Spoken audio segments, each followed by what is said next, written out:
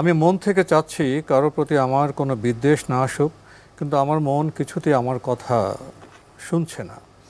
অর্থাৎ মন আমার নিয়ন্ত্রণে থাকে না, কারোর সাথে একটু এদিক সেদিক হলেই মনের অজান্তে তার প্রতি একটা বিদ্বেষ চলে আসে। আমি চাই না তারপরে এমন হয়।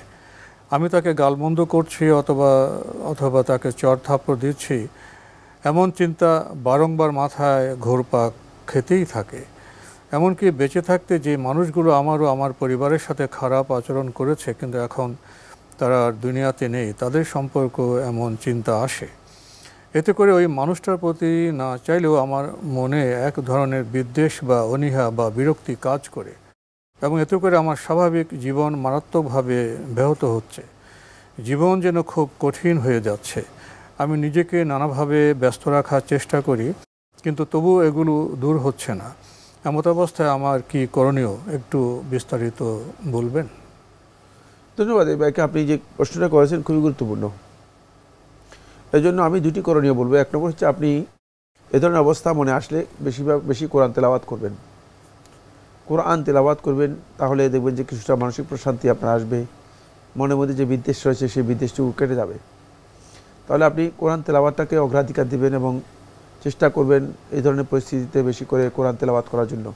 প্রথম কাজ হচ্ছে এটি। 2 নম্বর কাজ হলো সেটা হলো এই, আপনি রাগটাকে হজম করার জন্য, ওয়াল কাযিমিন আল গাইজ ওয়াল আফিনা নাস, রাগটাকে হজম করার জন্য অবশ্যই আপনাকে মানে এই বিষয়গুলোকে ইগনোর করতে হবে, এবং মানে যেভাবে মনে আসার সাথে সাথে এগুলোকে মনে করবেন যে এটা কিছুই না। এটাকে যেভাবে হোক ছেড়ে দিতে হবে। এটাকে মনের মধ্যে মানে স্থান দেবেন না, এবং বেশি বেশি করে আল্লাহ তাআলার কাছে আশ্রয় প্রার্থনা করবেন। শয়তানের কুমন্ত্রণা থেকে আল্লাহ তাআলার কাছে আশ্রয় চাইবেন, কারণ এটা অন্তরের একটা রোগ, অন্তরের একটা ব্যাধি। এই অন্তরের ব্যাধির জন্য শেখুল ইসলাম ইবনুল কাইয়িম রাহমাতুল্লাহ আলাইহি বলেছেন যে বেশি বেশি আল্লাহ রাব্বুল আলামিনের কাছে ইস্তেআজা করাও একটা গুরুত্বপূর্ণ কাজ। সুতরাং আপনি বেশি বেশি করে আল্লাহ তাআলার কাছে ইস্তেআজা করবেন। আর 2 নম্বর হচ্ছে, আপনি একাধিক যোগ্য যারা কাউন্সিলিং করে থাকে তাদের সাথে কাউন্সিলিং করবেন। কাউন্সিলিং করলে কিছুটা আপনার এই প্রশান্তি মানে এই বিষয়গুলো দূর হতে পারে। কাউন্সিলিং করবেন। এটি অন্তরে একটা ভয়ঙ্কর রোগ।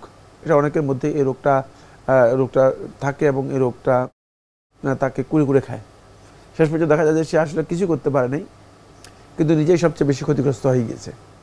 তো অন্তরে এই রোগ থেকে বাঁচার জন্য পদ্ধতি হচ্ছে সেটা হলো এই, মানে তাকে নিয়মিত মনে করেন 1 মাস 2 মাস পর পর তার এই অবস্থাটা নিয়ে কারোর সাথে কাউন্সিলিং করা, কারোর কাছ থেকে নসিহত নেওয়া, এবং নিজের অন্তরকে বিগলিত করার জন্য যে কাজগুলো আছে সেগুলো করা। অন্তর নরম হয় যে কাজগুলোর মাধ্যমে, সেই কাজগুলো বেশি বেশি করার জন্য চেষ্টা করবেন, বেশি বেশি কাজগুলো চেষ্টা করবেন।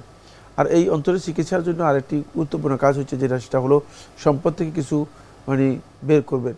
কারণ মানে এটা আল্লাহ তাআলা কোরআনের মধ্যে বলে দিয়েছেন, মানে ওয়ায়ুখরিজ আদগানাকুম, যদি তোমরা মানে নিজেদের সম্পদ থেকে কিছু বের করতে পারো আল্লাহর জন্য, আল্লাহর সন্তুষ্টির জন্য, তাহলে আল্লাহ রাব্বুল আলামিন ইউখরিজ আদগানাকুম, তোমাদের ভিতরে যে বিদ্বেষ আছে বিদ্বেষগুলোকে আল্লাহ তাআলা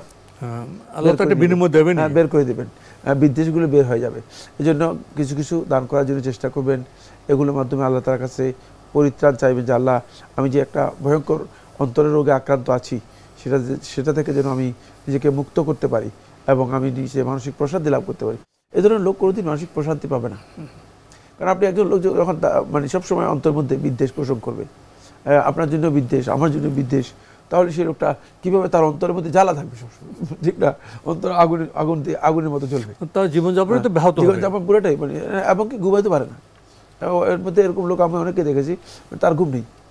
ঘুমাতে হলে দেখা যাচ্ছে যে তাকে মানে ওষুধ খেয়ে ঘুমাতে হয় থাকে। এই অন্তরের বিদ্বেষ থেকে বা এই অন্তরের সমস্যা থেকে, রোগ থেকে বাঁচার জন্য এই কাজগুলো যেগুলো আমরা বলেছি সেগুলো কোরআন এবং সুন্নাহ অনুযায়ী এগুলো করার জন্য চেষ্টা করুন। তাহলে আপনার অবস্থার আশা করি আমরা ইনশাআল্লাহ পরিবর্তন হবে। তবে আমি যেগুলো বলেছি এগুলোকে ছোট্ট করে দেখবেন না, এগুলো প্রত্যেকটি পয়েন্ট অত্যন্ত গুরুত্বপূর্ণ। এগুলোকে অনেকে আছে যে মনে করছে যে বলে দিচ্ছেন এই আর কি, গুরুত্ব দেয় না। গুরুত্ব না দিলে তিনি আরও বেশি ক্ষতিগ্রস্ত হবেন, পরে হয়তো এমন হতে পারে যে কারণ অন্তর এমন একটা অবস্থা যে ইজা ফাসাদাত, রাসূলুল্লাহ সাল্লাল্লাহু আলাইহি ওয়াসাল্লাম সহিহ মুসলিম হাদিসের মধ্যে বলেছেন ইজা ফাসাদাত ফাসাদাল জাসাদু কুল্লুহু, আস্তে আস্তে করে অন্তর থেকে এই রোগ পুরা মানব দেহ পুরাটাইকেই যেন বিপর্যস্ত করে এটা বিস্তার লাভ করবে, বিস্তার লাভ করবে। তখন আপনি দেখবেন যে সব দিক থেকে আপনি ভয়ঙ্কর ধরনের বিপর্যস্ত অবস্থায় পড়ে গিয়েছেন। বিপর্যয় আপনার জন্য মানে একেবারেই নিয়মিত একটা বিষয়ে পরিণত হয়ে যাবে, রূপান্তরিত হয়ে যাবে। তাই এখন থেকেই আপনাকে এটা কনফার্ম করতে হবে, চেষ্টা করতে হবে, সংশোধন করতে হবে।